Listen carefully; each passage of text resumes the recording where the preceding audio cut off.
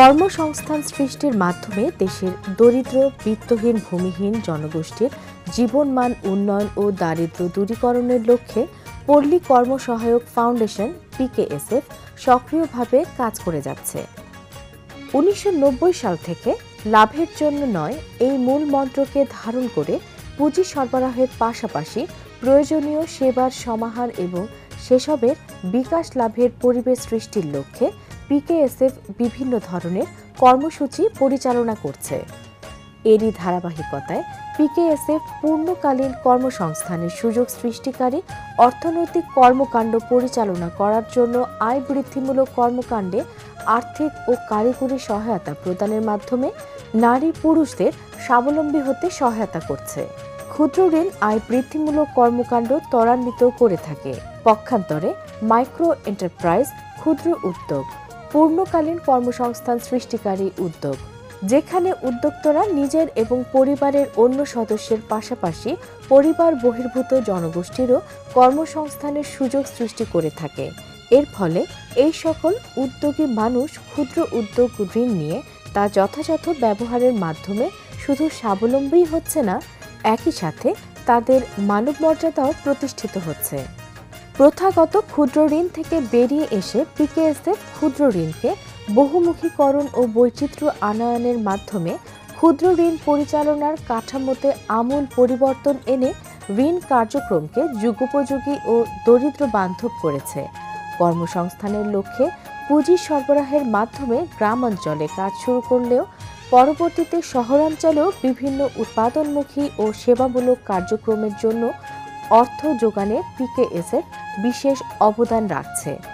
ক্ষুদ্র উদ্যোক্তাদের পণ্য সামগ্রীর মানোন্নয়ন ও নানাবিধ ব্যবসায়িক উন্নতি সাধনের জন্য বিভিন্ন প্রশিক্ষণ, হাতে কলমে কারিগরি সহযোগিতা এবং ব্যবসায়িক পরিবেশ তৈরি করে বেকার ও দরিদ্র জনগোষ্ঠীকে কর্মে ফিরিয়ে আনার প্রচেষ্টা গ্রহণ করে পিকেএসএফ, যার ফলে বিভিন্ন উদ্যোগী মানুষ শুধু নিজেদেরই ভাগ্যের চাকাকে পরিবর্তনই করেননি, অন্য উদ্যোক্তাদের কাছেও হয়েছেন দৃষ্টান্ত। পিকেএসএফ এর এই প্রচেষ্টা সফল করতে সহযোগী সংস্থার মাধ্যমে অগ্রসরমান ক্ষুদ্র উদ্যোক্তাদের মধ্যে ক্ষুদ্র উদ্যোগ ঋণ কার্যক্রম বাস্তবায়ন এবং সেক্টর উন্নয়নের লক্ষ্যে নানাবিধ পদক্ষেপ গ্রহণ করে আসছে। পিকেএসএফ এর সকল কার্যক্রমকে মানুষের দোরগোড়ায় পৌঁছে দিতে কাজ করে যাচ্ছে বিভিন্ন সহযোগী সংস্থা। পিকেএসএফ এর সহযোগী সংস্থার মধ্যে অন্যতম জয়পুরহাট রুরাল ডেভেলপমেন্ট মুভমেন্ট। ১৯৯৫ সালে মরহুম সুজাউল ইসলাম খানের হাত ধরে প্রতিষ্ঠা পায় এই সংস্থাটি।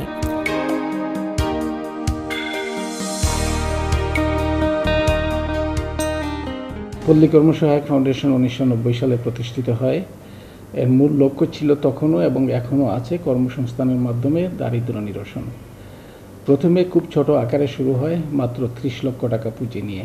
তারপরে আস্তে আস্তে এটা সম্প্রসারিত হতে থাকে। বর্তমানে বাৎসরিক বাজেট প্রায় ৩,০০০ কোটি টাকা এবং ইতিমধ্যে আমরা প্রায় সারা দেশে তার প্রত্যেকটি উপজেলায় আমাদের কার্যক্রম সম্প্রসারিত হয়েছে।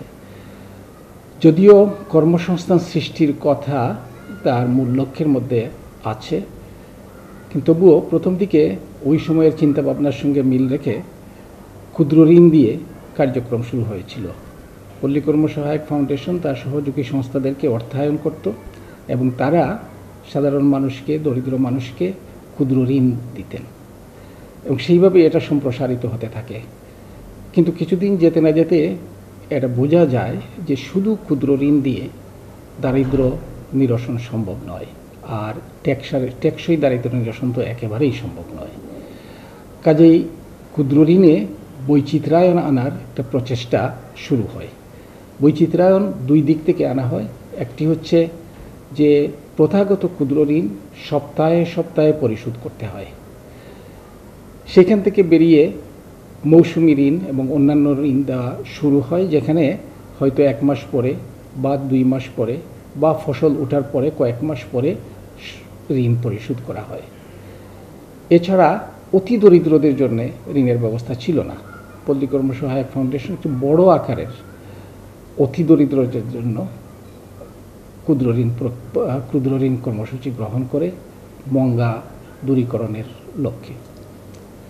সেটা হচ্ছে 2005-06 সালের দিকে। তারপরে যদিও কিছুটা বৈচিত্র্যায়ন এসেছিল, কিন্তু মূলত কার্যক্রমটা ক্ষুদ্র ঋণ ভিত্তিক ছিল। 2010 সালে আমরা এই যে বিবর্তনকে আরও এগিয়ে নিয়ে যাই, তখন যে প্রশ্নগুলো আমাদের সামনে আসে সেটি হচ্ছে ক্ষুদ্র ঋণ নিয়ে একজন মানুষ কতদিন বছর বছর টাকা ফেরত দেবে, আবার নেবে, সেখান থেকে বেরিয়ে আসার তার কি পথ। আর যে কার্যক্রমগুলো তারা করছে সেটা এমন একটা পর্যায়ে থেকে যাচ্ছে যে তাকে দারিদ্র্য থেকে বেরিয়ে এসে টেকসই উন্নয়নের পথে অগ্রসর হওয়ার তেমন সুযোগ সৃষ্টি হচ্ছে না। সেজন্যে আমরা এখান থেকে যে চিন্তা ভাবনা করে যে বিষয়টি নির্ধারণ করলাম সেটি হচ্ছে যে মানুষকে কেন্দ্র করে উন্নয়ন ঘটাতে হবে, মানুষকে কেন্দ্র করে পল্লী কর্মসহায়ক ফাউন্ডেশনের কার্যক্রম বিন্যাস করতে হবে। ক্ষুদ্র ঋণকে কেন্দ্র করে নয় বা কোনো একটি কর্মসূচিকে কেন্দ্র করে নয়। তো মানুষকে কেন্দ্র করতে হলে আমার লক্ষ্যটা স্থির করতে হবে যে মানুষের মর্যাদা প্রতিষ্ঠিত হওয়া, মানুষের মানবাধিকারগুলো প্রতিষ্ঠিত হওয়া। এবং সেজন্য আমরা শুরু করলাম সমৃদ্ধি, যেখানে আমরা শিক্ষা, স্বাস্থ্য, তারপরে পুষ্টি সব দিক বিবেচনায় নিয়ে তাকে উৎপাদন যেমন হবে, তার সামাজিক উন্নয়ন তেমন হবে, সামাজিক পুঁজি গঠন হবে, তার যে সাংস্কৃতিক বিকাশ সেটা ঘটবে, মানুষের সঙ্গে সম্পর্ক স্থাপিত হবে, তার অবকাঠামো তৈরি হবে, তার স্বাস্থ্যসেবা তৈরি হবে, স্বাস্থ্যসেবার বিষয়গুলি, এই সবগুলোকে নিয়ে এসে আমরা মানুষকে একটা মানবতার যে দিকটা, তার মানুষকে মানুষ হিসেবে বেঁচে থাকার যে দিকটা, সেটাকে আমরা একেবারে সামনে নিয়ে আসি। এখন আমরা সেই ধরনের কার্যক্রম 43টা ইউনিয়নে চালাচ্ছি।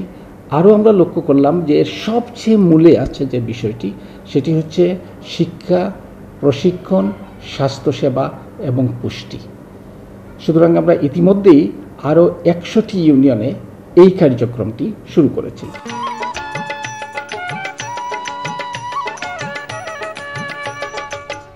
ষোলো কোটি মানুষের এদেশ রয়েছে নানা বৈচিত্র্যময় পেশা। পাটা শিল্প বর্তমান সময়ে নতুন পেশা হলেও জয়পুরহাট জেলার আক্কেলপুর উপজেলার চক্রপাড়া গ্রামে যুগ যুগ ধরে চলে আসছে এই পেশা।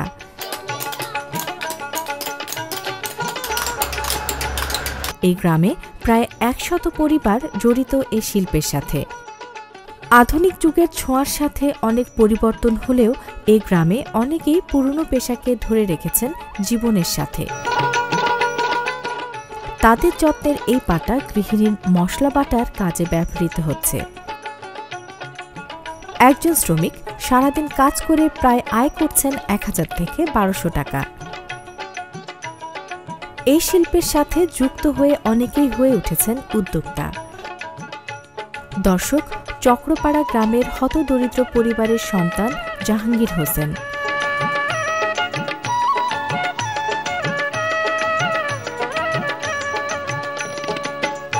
মাত্র 13 বছর বয়সে বাবা মাকে হারিয়ে দিশেহারা হয়ে পড়েন। কি করবেন ভেবে পায় না। সংসারের পুরো বোঝা এসে পড়ে তার কাঁধে। কাজ শুরু করেন কৃষি শ্রমিক হিসেবে। এরপর বেশি লাভের আশায় যুক্ত হন পাটা তৈরির শ্রমিক হিসেবে।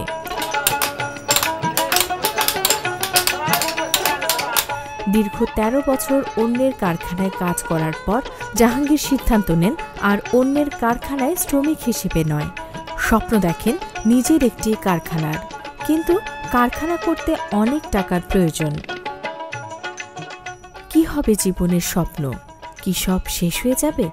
না, জাহাঙ্গীরদের মতো এমন সাহসী আর সংগ্রামী মানুষের পাশে এসে দাঁড়ায় PKSF এর অর্থায়নে পরিচালিত JRDM সংস্থা। JRDM এর বুদ্ধি পরামর্শ আর 10,000 টাকার ঋণ নিয়ে 2007 সালে যাত্রা শুরু করে জাহাঙ্গীর।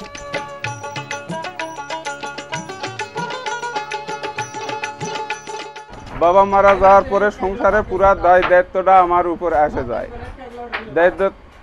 দায়িত্ব আসার পরে আমার ছোট ভাই আছে, বোনদেরা আছে, তাদের সংসারে খুব অভাব অনটনীয়। এদের খাদ্য খাবার খুব কষ্টকর। এর জন্য আমি অন্যর বাড়িতে কাজে লাগি। দীর্ঘ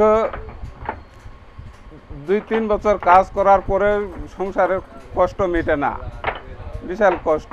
এর পর্যায়ে আমি অন্যর মহাজনে পাটার কাজে জড়িত হলাম, নওগাঁ পপি হাটার স্টোরে।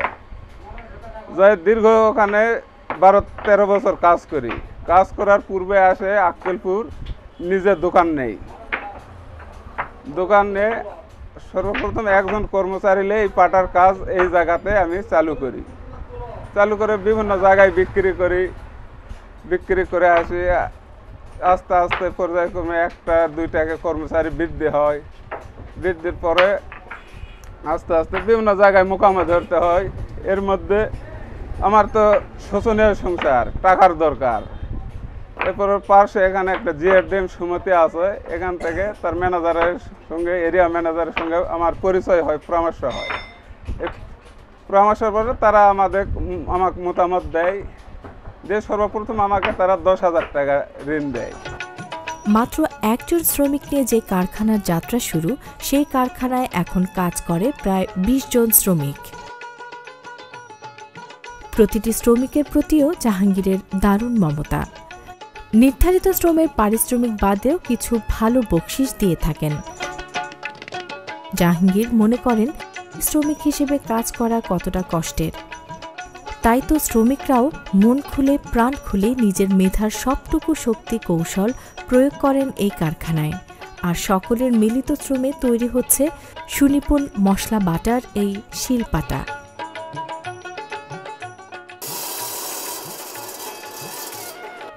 কাজের শুরুতে হাত দিয়ে পাটা কাটা হতো, তাতে শ্রম আর সময় বেশি লাগত। বুদ্ধিমান জাহাঙ্গীর বিভিন্ন জায়গায় ঘুরে আবিষ্কার করেন পাথর কাটার এই মেশিন।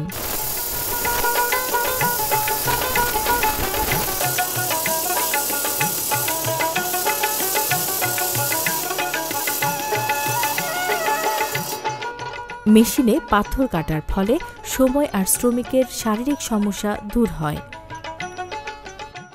এই কাজে যে একটা ক্ষতি আছে, এই যে ডাস উড়ে ভিতরে লাঞ্চ জাম হয়ে যায়, এই ডাস থেকে রক্ষা পাওয়া যাবে কি করে? তখন আমি নিজে নিজে চিন্তা করি যে ইন্ডিয়ার থেকে আগে আসতো অসিলা স্ল্যাব, এই যে পাথরটা আসতো এটা হলো অসিলা স্ল্যাব আসতো, হ্যান্ড কাটিং স্ল্যাব বলে। এই স্ল্যাবটা বর্তমান 1 বছর যাবৎ মিশিং কাটাটা স্ল্যাব আসছে। ওই স্ল্যাবটা আমি চোখে দেখা পরের থেকে আমি চিন্তা করি ইন্ডিয়ারা এই স্ল্যাবটা কাটিচ্ছে, তো আমাদের বাংলাদেশে তো এই স্ল্যাব কাটা হয় না, এই পাথরটা কাটা হয় না। তা আমি নিজে নিজে চিন্তা করি মাথার সাথে যে ইন্ডিয়ালারা কাটিচ্ছে, আমরা কাটাটা পারবো না।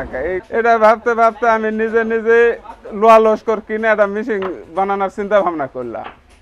এই করে আস্তে আস্তে নিজের মাথাতে নিজের মেধাতেই এই বুদ্ধি খাটে মেশিনটা বানাইছি।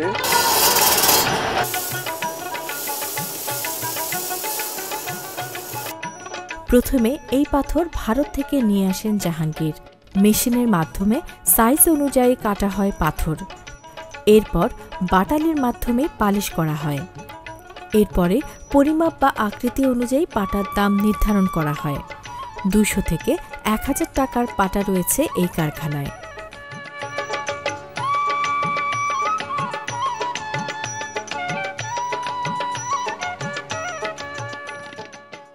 দেশের অনেক জেলাতেই ভালো চাহিদা রয়েছে জাহাঙ্গীরের এই পাটার।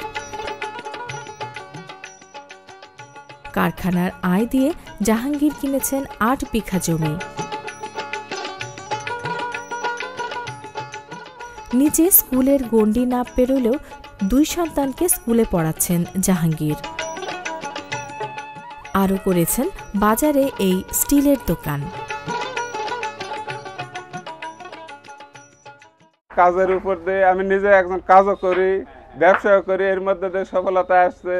আমার বাপের বাড়ি ভিটা শুধুমাত্র 11 শতক, 4 ভাইয়ের বসত, 4 ভাইয়ের বসত, 3 বোন, বোনদের বিয়ে হয়ে গেছে। আর 4 ভাইয়ের বসত, এর মধ্যে বড় ভাই বিয়ে করে ভিন্ন হয়ে ভিন্ন জায়গায় বাড়ি করেছে। এর মধ্যে আমি ব্যবসার থেকে কাজ কাম করে আমি একটা বাড়ি করেছি। আর ছোট 2 ভাই মিলে আমি 7 বিঘা জমি কিনেছি। এর মধ্যে ব্যবসার থেকে বর্তমানে আমি সচ্ছলতা আছি। আল্লাহ খুব ভালো রাখছে, খুব সুখে শান্তিতে রাখছে। এখন সে গ্রামের সবার প্রিয় জাহাঙ্গীর ভাই। পরিশ্রম আর মেধার মাধ্যমে জাহাঙ্গীর আজ উদ্যোক্তায় পরিণত হয়েছেন। আমরাও চাই বাংলার প্রতিটি গ্রামে তৈরি হোক এক একজন জাহাঙ্গীর হোসেন। পল্লী কর্মসহায়ক ফাউন্ডেশন মানুষের সঙ্গে কাজ করে, তার সহযোগী সংস্থারা মানুষের সঙ্গে কাজ করেন, অর্থাৎ এখানে সবাই হচ্ছে অংশগ্রহণকারী। পল্লী কর্মসহায়ক ফাউন্ডেশন, সহযোগী সংস্থা এবং সাধারণ মানুষ সবাই মিলে একটি প্রক্রিয়ার আওতায় সবাই কাজ করে। কাজটি হচ্ছে মানুষকে মানব মর্যাদায় প্রতিষ্ঠিত করার ক্ষেত্র তৈরি করা, পারিপার্শ্বিকতা তৈরি করা, সুযোগ সৃষ্টি করা এবং মানুষ যাতে সুযোগগুলো ব্যবহার করতে পারে তার ব্যবস্থা করা। তো এই প্রক্রিয়া আস্তে আস্তে সম্প্রসারিত হবে এবং পল্লী কর্মসহায়ক ফাউন্ডেশন, আমি বিশ্বাস করি যে অদূর ভবিষ্যতে এমন একটা অবস্থানে যাবে যেখানে অন্যরাও এই আঙ্গিকে কাজ করা একটা অনুকরণীয় বিষয় হিসাবে গ্রহণ করবে। ইতিমধ্যেই বিদেশ থেকে যথেষ্ট উৎসাহ দেখানো হয়েছে, বিভিন্ন দেশ থেকে, ওআইসি থেকে দেখানো হয়েছে এবং অন্যান্য আফ্রিকান কিছু দেশ থেকে উৎসাহ দেখানো হয়েছে এই প্রক্রিয়ায়, এবং আমরা তাদেরকে কিভাবে করতে হবে সেই উপদেশগুলো দেওয়ার চেষ্টা করছি। তো আশা করছি যে শুধু বাংলাদেশে নয়, বাংলাদেশের বাইরেও এটি একটা সম্প্রসারিত হবে এবং একটা মানুষকে উন্নত মানের দিকে যাওয়ার জন্য একটা পথ সৃষ্টি করবে। পিকেএসএফ প্রথাগত ঋণ কার্যক্রমের বাইরে এসে গ্রামীণ জনগোষ্ঠীর জীবনমান উন্নয়নে টেকসই প্রযুক্তি ব্যবহারের মাধ্যমে দরিদ্র এই জনগোষ্ঠীকে বিভিন্ন সময়ে কারিগরি প্রশিক্ষণ ও আর্থিক সহায়তা দিয়ে উদ্যোক্তা তৈরিতে সহায়তা করছে। তাদের এই প্রয়াসে সারা দেশের উদ্যোগী মানুষগুলো আজ সফলতার মুখ দেখছেন। দরিদ্র মানুষগুলো দারিদ্র্যের বেড়াজাল থেকে বেরিয়ে নিজেদেরকে মানব মর্যাদায় টেকসইভাবে প্রতিষ্ঠিত করতে পারে সেই প্রয়াস নিয়েছে পিকেএসএফ। পিকেএসএফ-এর এই প্রয়াস বাংলাদেশকে সুখী সমৃদ্ধ দেশে পরিণত করতে সক্ষম হবে।